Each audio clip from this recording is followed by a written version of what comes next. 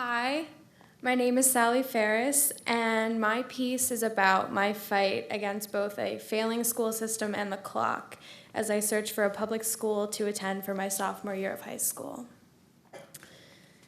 My family moved to Connecticut when I was 8. Jane, Patrick, and I were all born in Manhattan, and prior to moving, we lived in Stuyvesant Town. Jane and I attended PS40, a school in the city's esteemed District 2. After 6 years of Connecticut living, my parents decided to move back to Stuyvesant Town. My grandfather, who lived in the area, had just been diagnosed with stage 4 throat cancer and would need help in the future. I was relieved to go back to New York so I could be available for him, but did not anticipate spending months trying to find a suitable public school. I knew little to nothing about the intensity of the competition, the soaring rejection rates, or the dilemmas with overcrowding that the sought-after public schools faced. And frankly, I had bigger worries.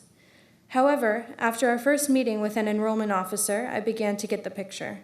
There were no seats available for Patrick at PS40, and every single school Jane and I had on our lists was either full, not accepting students at the time, or flat out didn't want to admit us.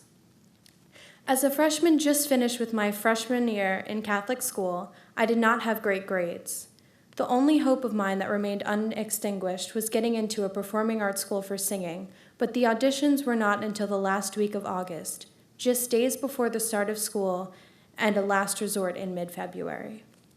After meeting with the enrollment officers turned out to be largely unhelpful, my mother took things into her own hands and emailed every principal, guidance counselor, and parent coordinator she could get in touch with.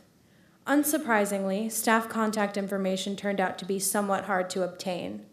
The DOE does not condone direct communication between schools and prospective students, though most people my mom wrote to were sympathetic about our case. Some offered advice, well wishes, even tours and personal meetings, but none had what we really wanted, a spot on the attendance list.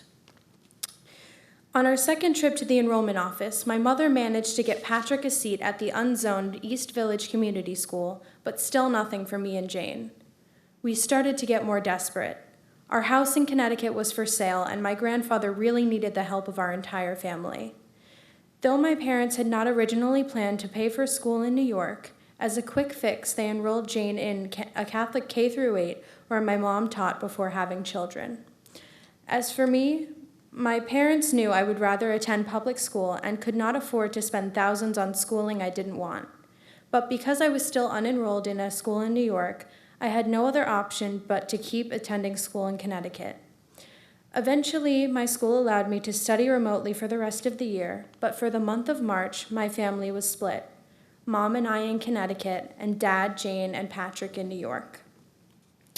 During spring break, another visit to the enrollment office was due. To our delight, there was a spot at a school in Williamsburg that received straight A's on its DOE progress report for that school year. We got a referral from our enrollment officer to tour the school and went immediately. Upon entering, 3 security guards told us to remove our shoes, coats, and anything from our pockets. In order to proceed into the building, we had to walk through a metal detector. I had never been through one except at an airport, which made me uneasy. While walking to the principal's office, a boy was cursing at the security guards for keeping the bathroom doors locked.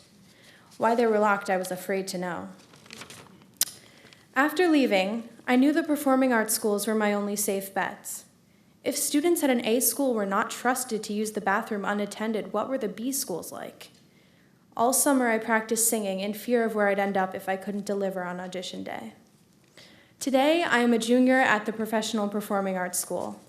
Though I am happy, I would not say the school was worth 7 months of waiting. No school is. But now that I am safely enrolled in school, I wonder how many people spent their summers attempting not to fall through the cracks of the New York City public school system. Far too many, I presume.